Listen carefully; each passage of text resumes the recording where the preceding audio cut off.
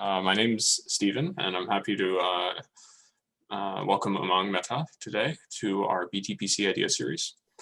So today he's going to be, he's a postdoctoral researcher at the University of Chicago, a graduate student. Yeah, there we go. Yeah. At the University of Chicago, and he'll be talking about his research on how to use some ideas of covariance and diffeomorphisms to give explanations to a lot of the theories that we know, like composite fermions and Landau theories. So take it away. Thanks, Stephen. Yeah, so thank you all for coming. And I should, again, emphasize, please feel free to stop me and interrupt me at any point if you have any questions. My talk today is going to be based on this paper that we put up on the archive. I believe it was 4 weeks ago with Yishan Du, Zung, and Tam Sun, my advisor. And whoops, the motivation behind this work essentially comes from a lot of recent interest in the study of something that collectively is called fracton phases of matter. These are exotic phases of matter that were recently discovered, mostly in the context of lattice models and quantum spin liquids, that are characterized by excitations that have restricted mobility. For instance, one class of excitations is something actually called fractons, which are much like the cargo ship that was stuck in the Suez Canal a few weeks ago. They are entirely immobile. They cannot move at all. They just stay in, they're pinned in place by something. Another class would be something called linons, which are constrained to move along some one-dimensional submanifold of your space. And the third class would be planons in three spatial dimensions. These are excitations that are confined to move in some sort of 2D subspace. So there's been a lot of interest in these theories of late, and they're characterized by some very exotic behaviors. In particular, in all the lattice models that are known, the ground state degeneracy is exponential in system size. This is still sub-extensive in the sense that it doesn't scale exponentially with volume. It'll scale exponentially with like length or something else. But this is very non-trivial because it makes the continuum limit of such theories rather strange. They're also characterized by exotic conservation laws, such as having spatial currents that are not vectors, but tensors of some sort, charge densities that are also may not be scalars, they could be vectors, etc.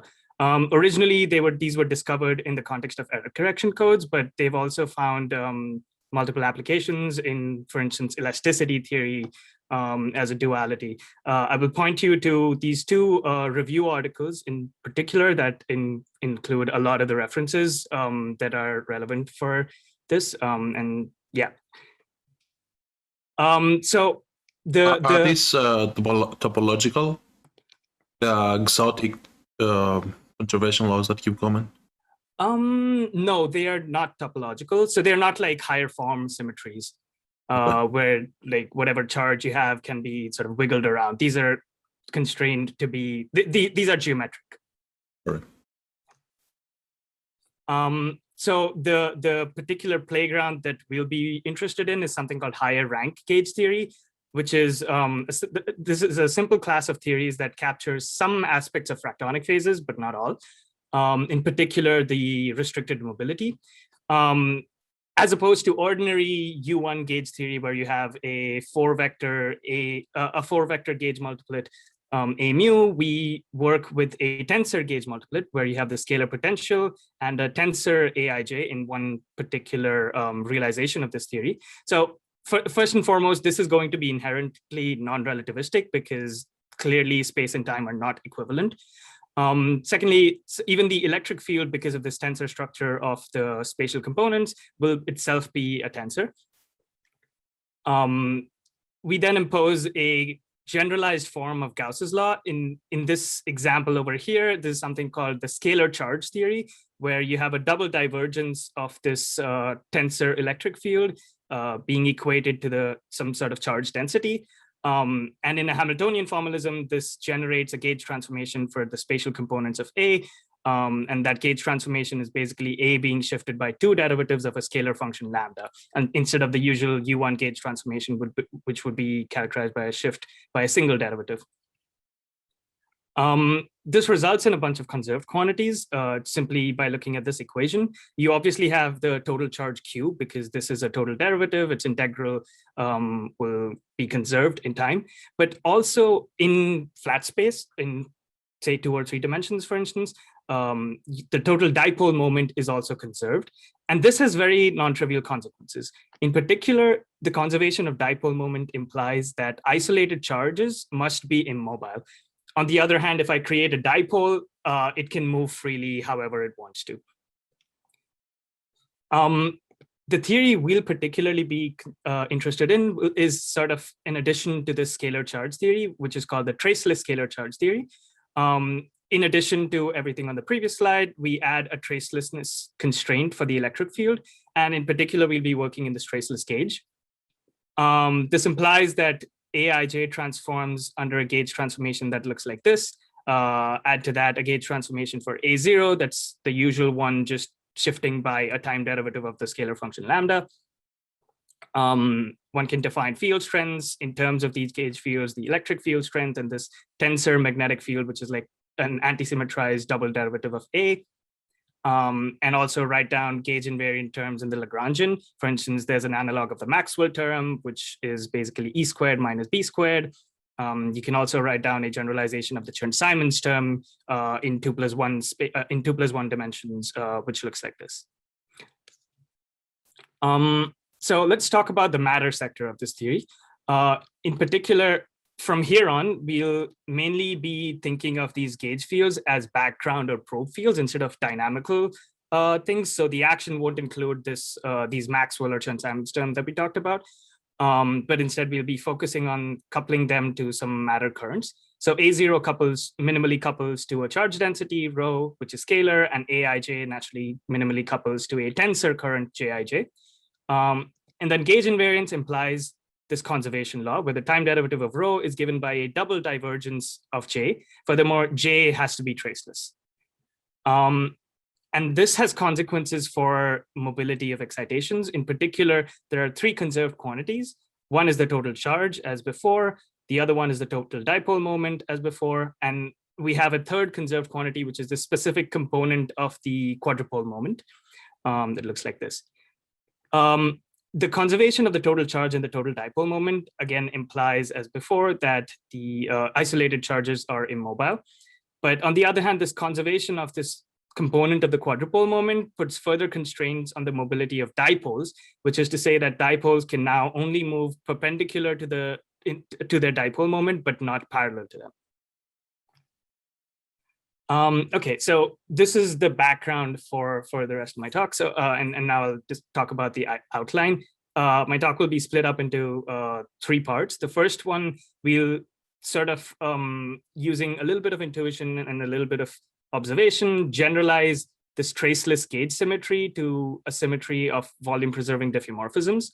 We'll introduce a gauge multiplet for volume-preserving diffeomorphisms and see how something called the GMP algebra, also known as the little w infinity algebra, emerges in theories that can couple to this gauge multiplet.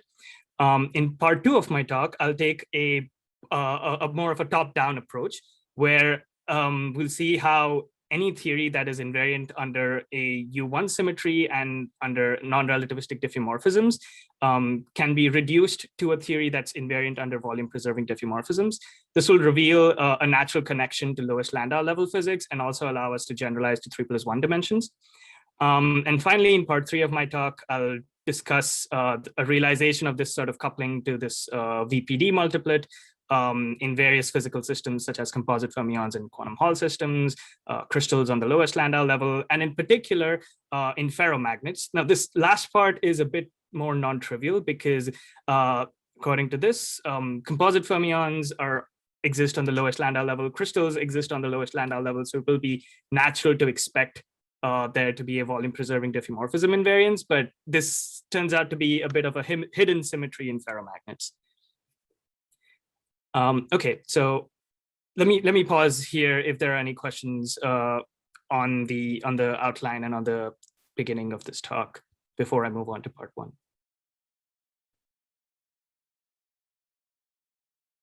Okay. I think I may comment in terms of ferromagnet, where we have Skyrmion. And basically, you can think of Skyrmion as a particle field, a very phase as a magnetic field. Right.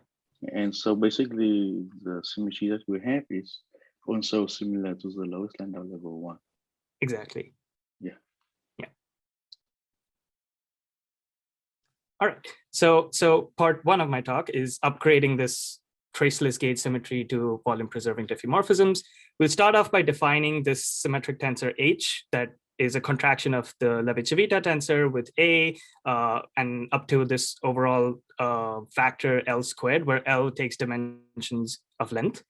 And now under a gauge transformation, we observe that Hij transforms like this, where C is defined as like a curl of lambda, and it is divergenceless. This transformation looks like the linearized diffeomorphism acting on a linearized metric. And furthermore, the divergenceless of C implies that this is not just any diffeomorphism, it's a volume preserving diffeomorphism.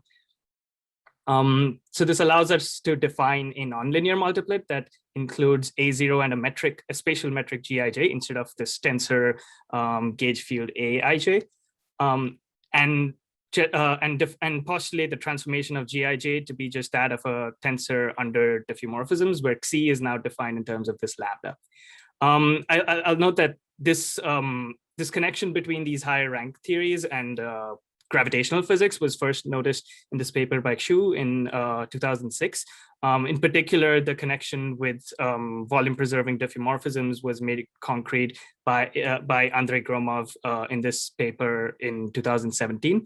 But this is not the whole story, because we still have to figure out what the transformation laws for A0 will look like.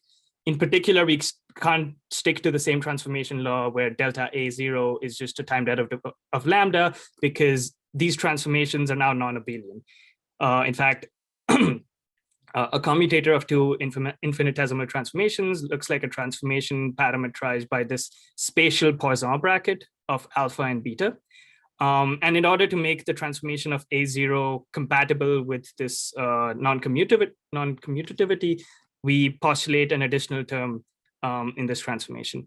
One thing to note here is that this Poisson bracket with lambda is simply a Lie derivative in the direction of this vector Xi.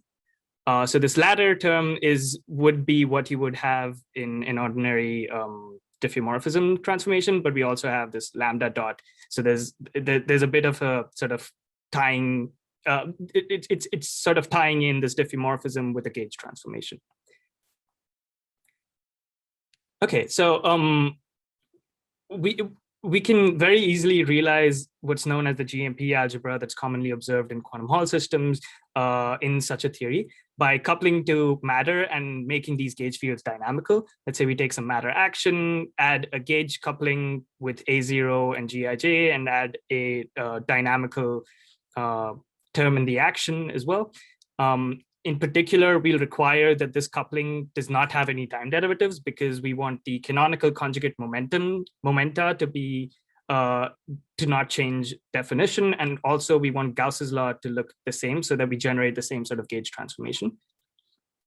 In the matter sector, gauge transformations are now generated by the charge density rho, and then non-commutativity of diffeomorphisms implies that this charge density has to obey the long wavelength GMP algebra. The full GMP algebra includes high derivative corrections to this, but this long wavelength one is also known as the little W infinity algebra, which is the algebra of volume preserving diffeomorphisms.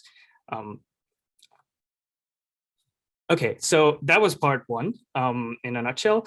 Part two is this top-down approach where we start off with a theory that has U1 and non-relativistic diffeomorphism invariance.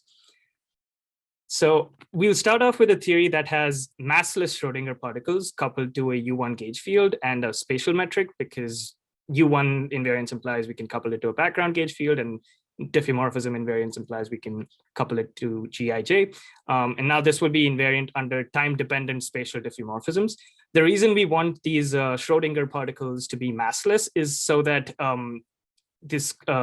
the electromagnetic potential now transforms like a one form under diffs. Otherwise, there would be a term proportional to the mass m times Xi dot in the transformation of delta AI.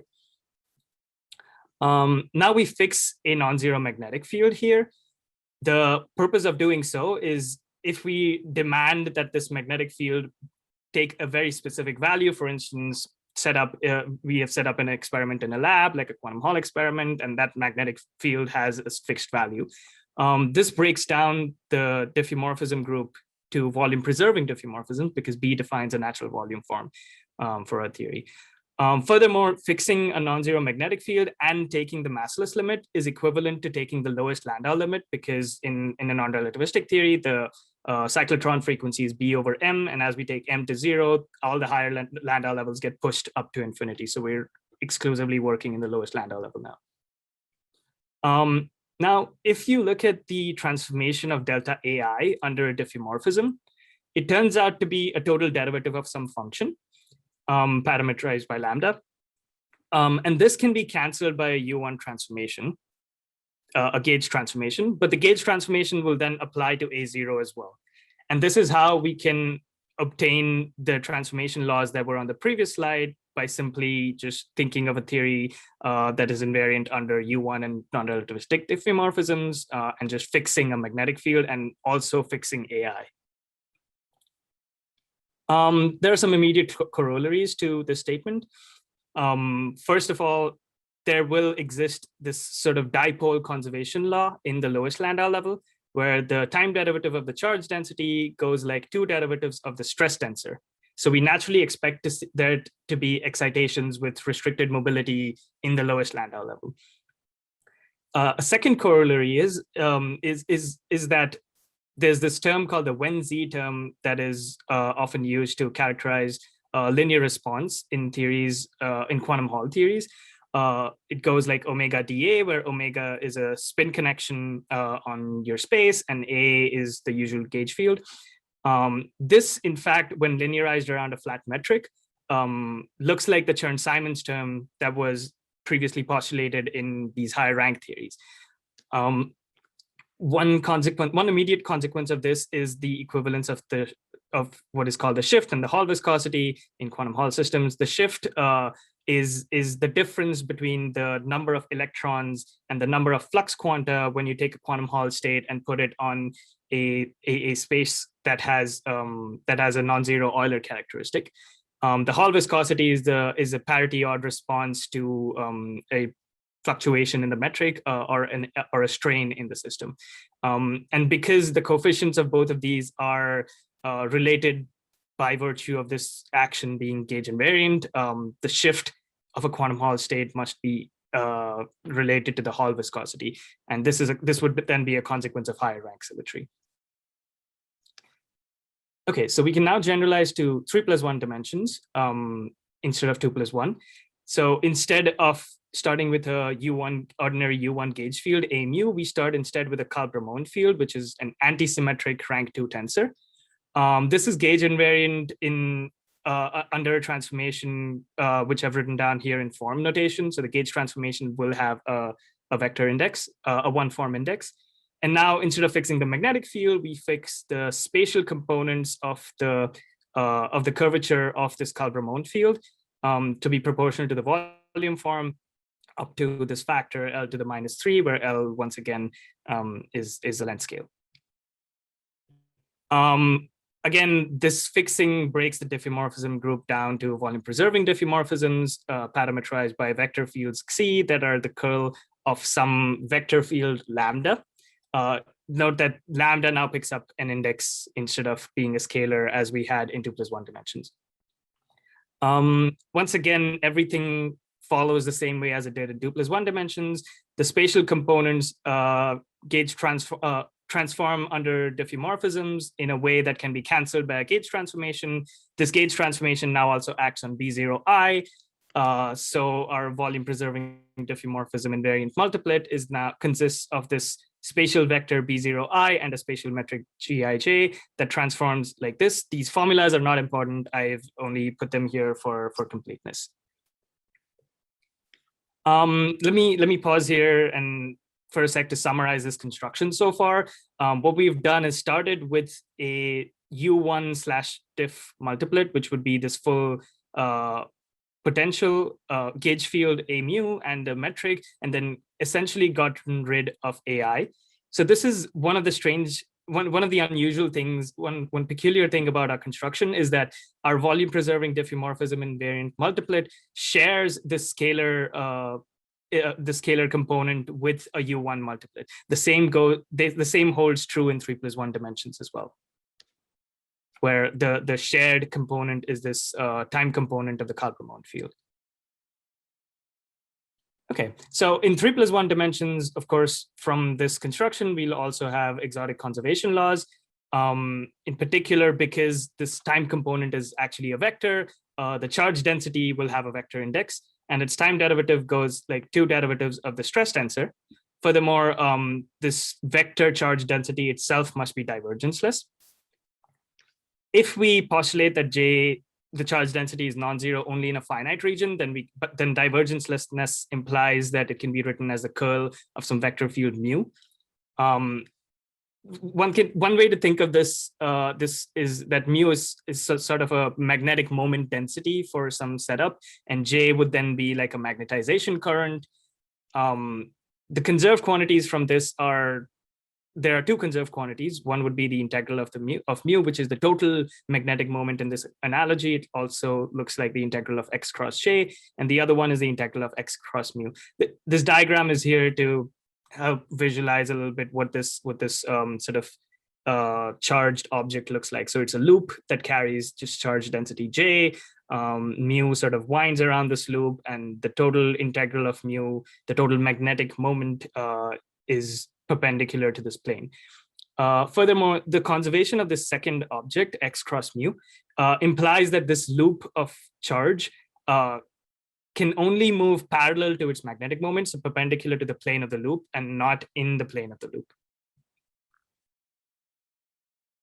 Okay, any questions about part 1 and 2 before I move on to part 3?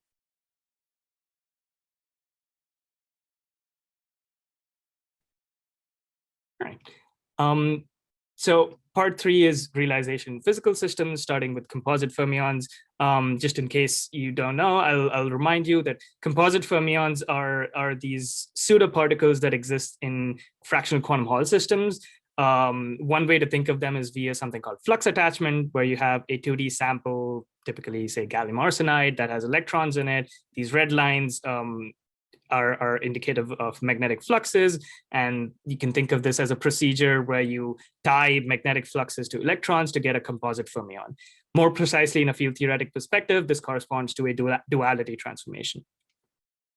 We're mainly going to be looking at metallic quantum Hall states, filling fractions that have even denominators. And at such fillings, quasi-particles are known to be electrically neutral, but they do have electric dipole moment. So one example of an action like this would be just a Schrodinger action with a scalar fermion. And now we can demand that this should be invariant under volume preserving diffeomorphisms by coupling it to A0 and Gij. So this first term is not invariant under volume preserving diffeomorphisms. Therefore, we have to add this other term to correct that. And Gij simply replaces the delta ij that would have existed in this term in flat space. Now, note that this term in blue is the gradient of the scalar potential, which is the electric field, which means that this term in green must be a dipole moment. This is like an E dot D coupling in the action. Furthermore, the dipole moment has this epsilon ij that multiplies the momentum density of the fermion, which means that the dipole moment of this composite fermion must be perpendicular to its momentum. Another way of saying this is that the momentum has to be perpendicular to the dipole moment. So the composite fermion must be thought of as a dipole that can only move perpendicular to its dipole moment. And that is this fractonic excitation in metallic quantum Hall states. There's another way of obtaining the same correction, which is simply from Newton-Cartan invariance, which requires that we take this time derivative term and replace it with a contraction of a spatial derivative with some preferred velocity u. And in our case, we have a natural preferred velocity set by our electric field. And plugging this back into here results in this same coupling. Example number 2 is that of a Wigner crystal on the lowest Landau level. Recall that if you have a sort of quantum Hall setup with a very small filling fraction, the electrons on the lowest Landau level end up getting forming a crystallized state, so some sort of a lattice. Furthermore, since we're on the lowest Landau level, spatial coordinates are now non-commutative. In particular, x1 and x2 commute to something that's inversely proportional to the magnetic field, where L here now is the magnetic length. So L squared is 1 over B. The degrees of freedom to describe a Wigner crystal would be coordinates that are frozen into the solid. In particular, you can think of this as a sort of transformation from these background coordinates little x to coordinates that are aligned with the directions of the solid called capital X. Displacement, for instance, would look like a linearization of x minus capital X. And under a volume preserving diffeomorphism, capital X transforms as an ordinary scalar would.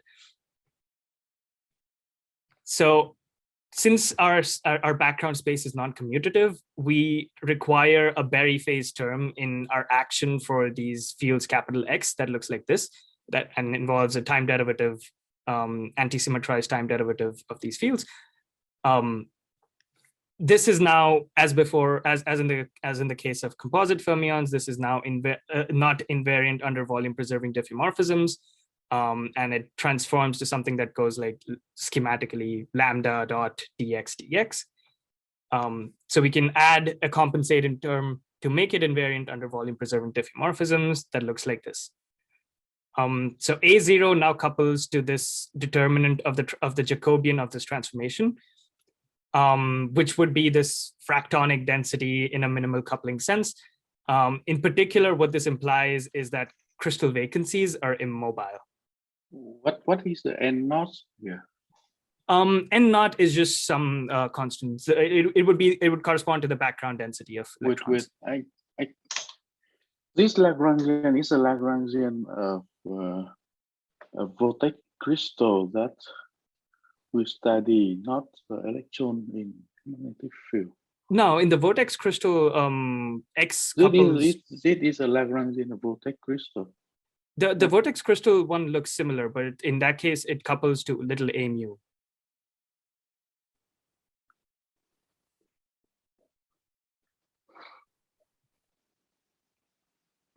Yeah. The vortex crystal Lagrangian looks like this, right?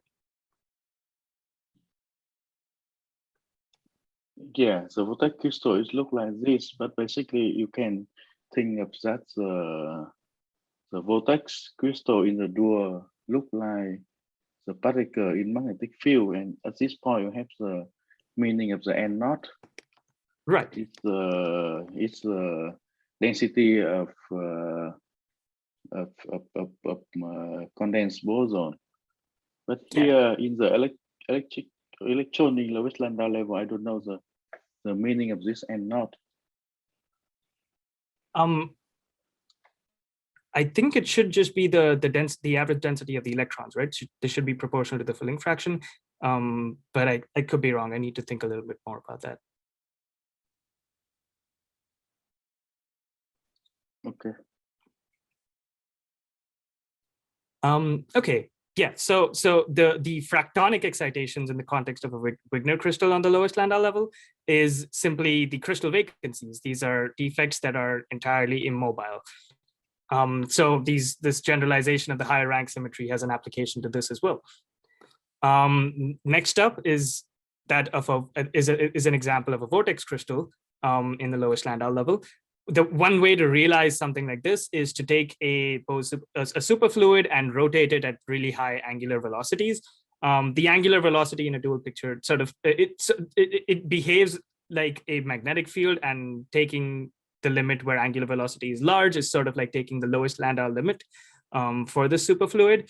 Therefore, we have a vortex crystal in the lowest Landau level. The degrees of freedom in this case would be the lattice coordinates capital X, the superfluid phonon described in a dual language as a gauge field, as an emergent gauge field, little a mu, and of course our VPD multiplet A0 and Gij. A mu we obviously naturally transforms like a one form under volume preserving diffeomorphisms. We can see that just by the fact that it has one index that's lower. And it's known that capital X, the vortex coordinates, couple to the superfluid phonon, which in turn couples to A0 via this mixed Chern-Simons term, after putting the magnetic field to be some constant 1 over L squared, where L is the parameter in our theory. So this gives us a Lagrangian that looks something like this. In particular, the when Z term, when set at fixed magnetic field, looks like this. And A0 now couples to the superfluid density, which is B in the dual language. This theory one can show by linearizing it that it has a Kachenko mode, which is to be expected, that has a quadratic dispersion. And yeah, okay. So and finally, talking about ferromagnets in 2+1D, the situation with a sort of hidden symmetry. Ferromagnets in 2+1D are described by an O3 nonlinear sigma model. So where the degree of freedom is this sort of continuum vector NA that's normalized to be equal to 1. That's a map from space into a sphere of into a unit 1 sphere.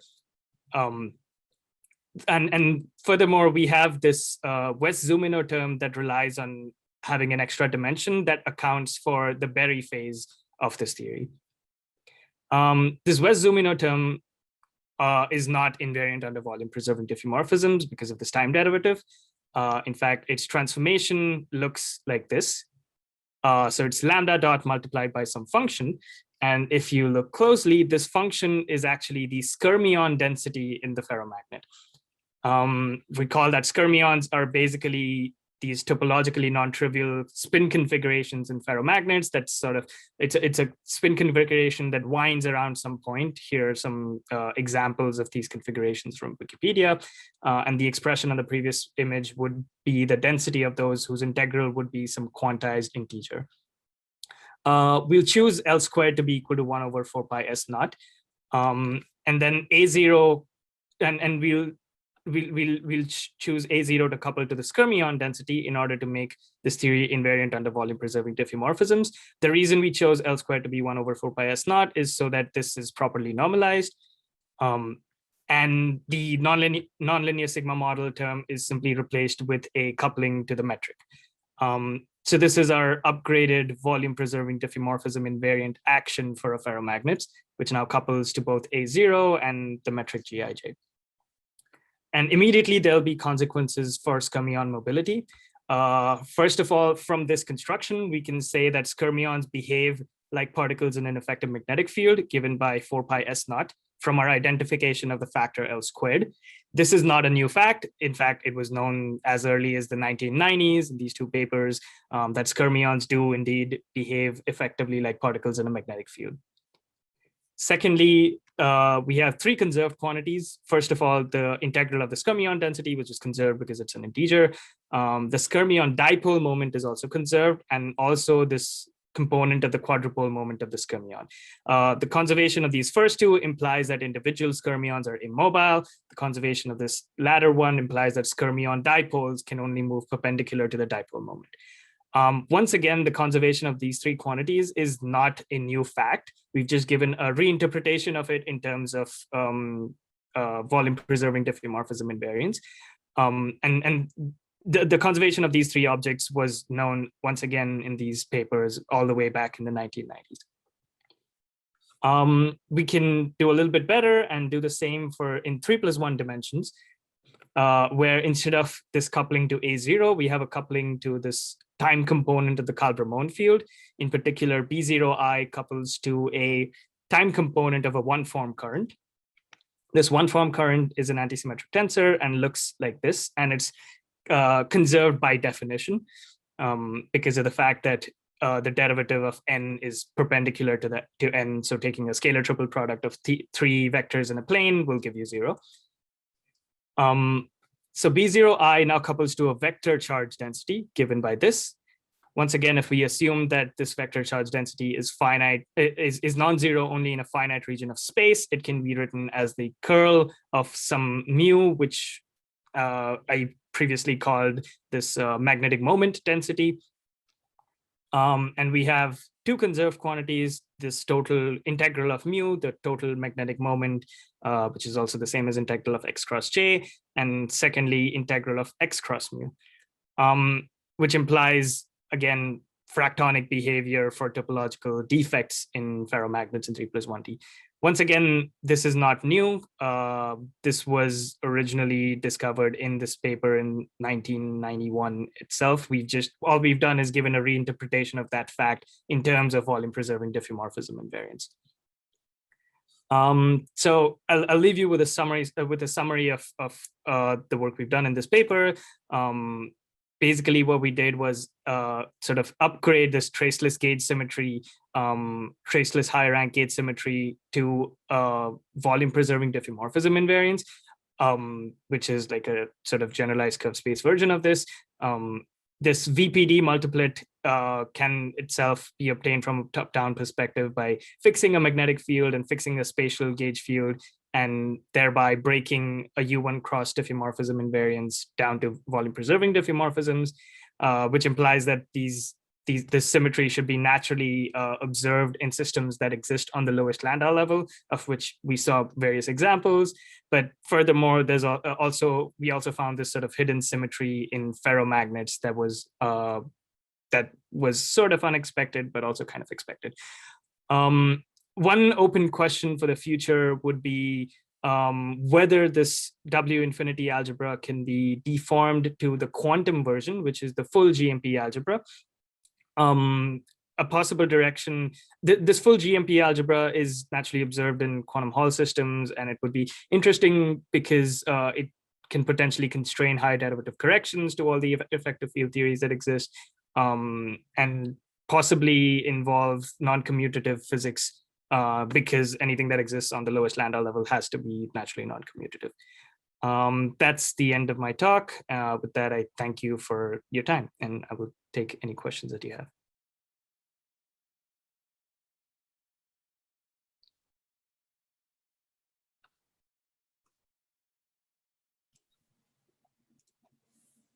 Awesome, thank you, Umang. Yeah, we'll be taking questions.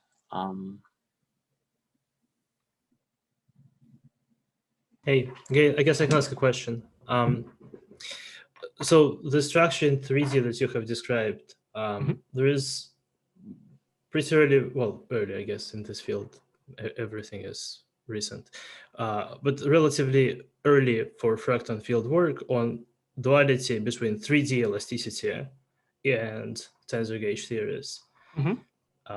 Is the structure that you found in 3D, is it the same one as you obtained through the duality? So in 3D elasticity, you end up with symmetric tensor one forms. So symmetric tensor valued one forms. These are the gauge field that you end up on the dual side. And the defects are dislocations and disclination lines, which correspond to fractons. Right. I'm not sure. I haven't actually thought about it. So it's a symmetric tensor valued one form. Yeah, that's what you want to describe, a charge that's extended in one dimension, but also has mobility constraints. Right. Does it have the same mobility constraint that like a dislocation needs to move? It's more subtle because the charge is extended. And because of this, it's a bit difficult to talk about mobility constraint along the direction along which it is extended. Right. Dislocation still can only glide along its Burgers vector. So it's kind of one-dimensional, it's extended line on, if that makes sense. Right.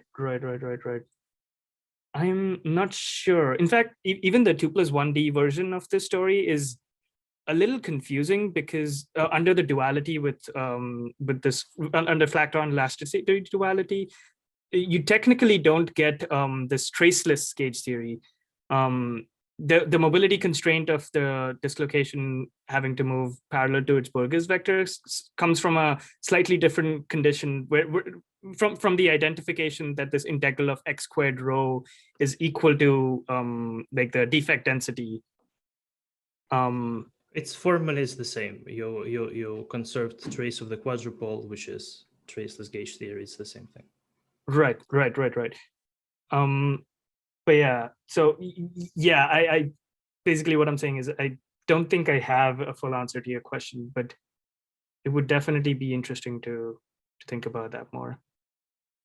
I think we can do this to 3+1 for electricity, and the area preserving that theory that we consider here can think of like in the duo of the incompressible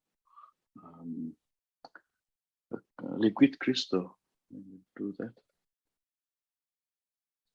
Mm-hmm. So the non-compressible here is the meaning of the area preserving constraint. You can have some epsilon structure and combine with this b mu nu here to be the b mu nu in the dual version of the 3+1 elasticity. Yeah, I mean, my guess is that's the same structure. I could be wrong, but I think it's the same. The defects you have been showing is the same. Yeah. If that need because here you have the b mu nu is it's not symmetric, but you can construct this with epsilon, and your guess is correct.